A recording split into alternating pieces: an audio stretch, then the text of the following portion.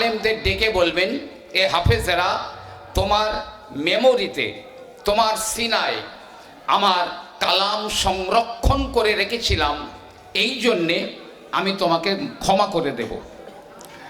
আলেমদের বলবেন, তোমার ভিতরে আমার ইলম লুকিয়ে রেখেছিলাম, এই জন্যে তোমাকে ক্ষমা করে দেব। তো যখন একটা কোরআনের হাফিজকে জান্নাতে যাওয়ার অনুমতি দেওয়া হবে, ফেরেশতারা ওই হাফেজকে ওই শহরে, যে শহরের 70,000 গেট আছে, প্রথম গেটে নিয়ে যাবে।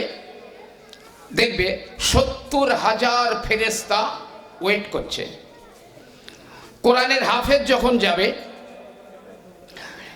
এই 70,000 ফেরেশতা বলবে, হে কোরআনের হাফেজ, আল্লাহ আমাদের এই 70,000 ফেরেশতাকে আপনার জন্যে উপহার দিয়েছেন, আপনি গ্রহণ করুন। কোরআনের হাফেজ বলবে, ঠিক আছে, আমি তোমাদের গ্রহণ করলাম, এখানেই অবস্থান করো। দ্বিতীয় গেটে নিয়ে যাওয়া হবে, ফেরেশতা ডবল হয়ে যাবে, 1,40,000। একই কথোপকথন, তার পরের গেটে যাবে, আবার ফেরেশতা ডবল হবে, 2,80,000। এইভাবে একটা গেটে যত ফেরেশতা, তার পরের গেটে তার ডবল ফেরেশতা। এইভাবে একজন কোরআনের হাফেজকে সম্মানিত করে 70,000 গেট পার করে তাকে জান্নাতে প্রবেশ করানো হবে। 2 নাম্বার, পীর সাহেবের দাম বেশি, দরবেশ সাহেব, গৌস সাহেব, কুতুব সাহেব, সব সাহেবের উপরে তলেবুল ইলমদের মর্যাদা সবচাইতে বেশি।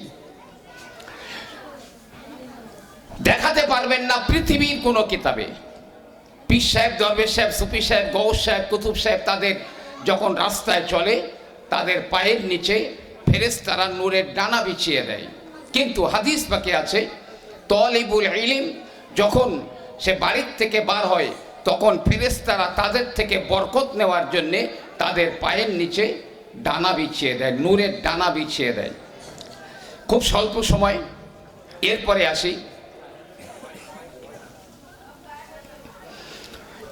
আসি প্রিয় নবী সাল্লাল্লাহু আলাইহি ওয়াসাল্লাম, তিনি হেরা গুহার ভিতরে ধ্যানমগ্ন। কি একটা শূন্যতা, তার মধ্যে বিচরণ করছে এক শূন্যতা। হেরা গুহার মধ্যে ধ্যান করছেন। একদিন মরুর নিস্তব্ধতাকে খান খান করে প্রতিধ্বনিত হলো, ইকরা, রিড, পড়ো। আমাদের শরীয়ত তার সুতিকা গৃহে, আতুর ঘরে সর্বপ্রথম কথা বলেছে, পড়ো, রিড, ইকরা। আমাদের শরীয়তে প্রথমে নামাজ পড়ার কথা বলা হয়নি যে নামাজ পড়ো, প্রথমে বলা হয়নি রোজা রাখো, প্রথমে বলা হয়নি কোরবানি করো, হজ করো, যাকাত দাও। সর্বপ্রথম আমাদের ফরজ হলো ইকরা, পড়ো। আমরা এখানে অনেক পিছিয়ে আছি। আল্লাহ যখন সর্বপ্রথমে তার প্রথম সৃষ্টি নূরে মুহাম্মাদির পরে আল্লাহ নূরে মুহাম্মাদির 4টে ভাগ করে সর্বপ্রথমে প্রথম অংশ দিয়ে কলম বানিয়েছিলেন। এই জন্য নবী পাক বলেছেন, আউয়ালু মা খালাকাল্লাহুল কালাম, সর্বপ্রথমে আল্লাহ কলম সৃষ্টি করেছেন। আর হেরা গুহায় সর্বপ্রথমে বলেছেন, ইকরা, পড়ো, লেখো আর পড়ো তুমিও, কারণ ওই কলমের আগায় তোমার সফলতা নিহিত রয়েছে। তুমিও মঙ্গল গ্রহে যেতে পারবে, তুমিও চাঁদে যেতে পারবে, যদি তোমার লেখা আর পড়া থাকে। এখানে আমরা অনেক পিছিয়ে। এবারে আসুন, আমেরিকার শিকাগো বিশ্ববিদ্যালয়ের প্রফেসর, আমেরিকার শিকাগো বিশ্ববিদ্যালয়ের প্রফেসর, তিনি কি বলছেন? তিনি তার একটা প্রবন্ধে লিখছেন, oh, who are the great leader of the world, পৃথিবীর মধ্যে সবচাইতে বড় নেতাকে? যে তার উত্তর তিনি নিজেই দিচ্ছেন, perhaps the greatest leader of the world of Muhammad, সম্ভবত পৃথিবীর সর্বযুগের সর্বকালের সর্বশ্রেষ্ঠ নেতা হলেন হযরত মুহাম্মদ। যে নবী, যে হযরত মুহাম্মদ স্কুলে যাননি, কলেজে যাননি, মাদ্রাসায় যাননি, ইউনিভার্সিটিতে যাননি, পৃথিবীর কোনো মানুষের কাছ থেকে আক্ষরিক জ্ঞান লাভ করেননি। তিনি কেন সর্বকালের সর্বশ্রেষ্ঠ নেতা? তার শিক্ষাটা কী ছিল? তার শিক্ষা ছিল ওহির শিক্ষা, তার শিক্ষা ছিল এই কোরআনের শিক্ষা। একদম শেষ কথা, নেপালের বিশ্ববিদ্যালয়ের প্রফেসর ডক্টর রমাকৃষ্ণ রাও তিনি বলছেন আধুনিক জ্ঞান বিজ্ঞান নবী মুহাম্মদ থেকে লব্ধ, যে আধুনিক জ্ঞান বিজ্ঞানে নবী মুহাম্মদ সাল্লাল্লাহু আলাইহি সাল্লাম থেকে নেওয়া হয়েছে এবং তার প্রমাণ দেওয়াও সম্ভব, অবশ্যই প্রমাণ দেওয়া সম্ভব। তো আজকের সিরাতুন নবী কনফারেন্স, এতটুকু মনে রাখুন, মাইকেল এইস হার্ট পৃথিবীর 100 মনীষীর নাম তিনি তালিকাভুক্ত করেছিলেন, তার 1 নম্বরে দিয়েছিলেন হযরত মুহাম্মদ, হযরত মুহাম্মদ সাল্লাল্লাহু আলাইহি সাল্লাম। এবং তিনি চ্যালেঞ্জ করেছিলেন, আমি হযরত মুহাম্মদকে 1 নম্বরে দিয়েছি, কারো যদি হিম্মত থাকে নবী মুহাম্মদকে 2 নম্বরে এনে দেখাও। তার সেই চ্যালেঞ্জ এখনো কেউ গ্রহণ করতে পারেনি। এইভাবে একাধিক শত শত অমুসলিম মনীষেরা আমার প্রিয় নবী সাল্লাল্লাহু আলাইহি সাল্লামকে ভূয়সী প্রশংসা করেছেন। তাই এতটুকু বলে আমি আজকের আমার বক্তব্য শেষ করছি। আসসালামু আলাইকুম। হ্যালো, আলহামদুলিল্লাহ। এতক্ষণ পর্যন্ত আমাদের মাঝে বক্তব্য রাখছিলেন আমাদের অত্যন্ত প্রিয় জনাব মাওলানা মুফতি আব্দুল হাকিম শাহ হুজুর। আমাদের মাঝে এইমাত্র উপস্থিত হয়েছেন হরিণখোলা দরবার শরীফ থেকে তথা লেকচারার্স অ্যাসোসিয়েশন অফ বেঙ্গলের অবজারভার পীরজাদা মহিবুল্লাহ হুসাইনি।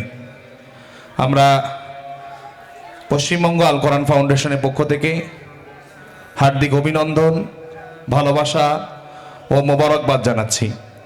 আমাদের মাঝে উপস্থিত হয়েছেন আমাদের পশ্চিমবঙ্গ আল কোরআন ফাউন্ডেশনের অত্যন্ত প্রিয় ও মাদ্রাসার অত্যন্ত প্রিয় আমাদের বন্ধু, বারাসাত কোর্টের অ্যাডভোকেট, আমাদের অত্যন্ত প্রিয় রমজান বৈদ্য সাহেবকে স্টেজে আসার জন্য অনুরোধ করছি। আমরা কোরআন শরীফের ছোট্ট একটি আয়াত শুনে নেব। হদরে তেলাওয়াত করবে মোহাম্মদ তাসনিমুল হাসান মীর। তাসনিমুল হাসান মীর আপনারা জানেন আমাদের পশ্চিমবঙ্গ আল কোরআন ফাউন্ডেশন পরিচালিত ইন্টারন্যাশনাল মডেল আন্নুর তাজবিদুল কোরআন মাদ্রাসা, যেটি আজ থেকে 3 বছর পূর্বে প্রতিষ্ঠিত হয়েছে, তারই ছাত্র মোহাম্মদ তাসনিমুল হাসান মীর কোরআন তেলাওয়াত করছে। তারপরে আমরা বরণ করে নেব আমাদের পীরজাদা মাওলানা মহিবুল্লাহ হুসাইনি ভাইজানকে এবং লেকচারার্স অ্যাসোসিয়েশন অফ বেঙ্গলের প্রেসিডেন্ট তথা আমার অত্যন্ত প্রিয় বন্ধু জনাব ডক্টর মাওলানা আব্দুল্লাহ মারুফ সাহেবকে। এখন তেলাওয়াত করছে মোহাম্মদ তাসনিমুল হাসান মীর। আসসালামু আলাইকুম ওয়া রাহমাতুল্লাহি ওয়া বারাকাতুহু। আউযু বিল্লাহি মিনাশ শাইতানির রাজীম। বিসমিল্লাহির রাহমানির রাহিম।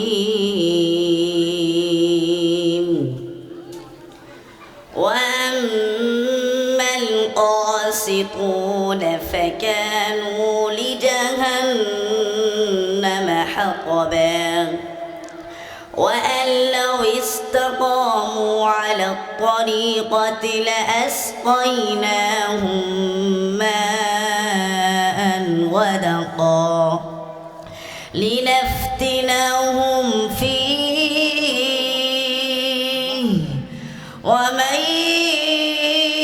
يعرض عن ذكر ربه يسلكه عذابا صعدا وأن المساجد لله فلا تدعوا مع الله أحدا وأنه لما قام عبد الله يدعوه كادوا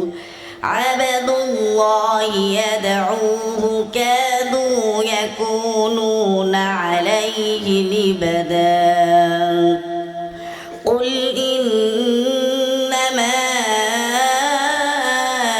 أدعو ربي ولا أشرك به أحدا قل إني لا أملك لكم ضرا ولا رشدا قل إني لن يجيرني من الله أحد ولن أجد من دونه ملتحدا إلا بلاغا من الله ورسالاته ومن يعص الله رسوله فإن له نار جهنم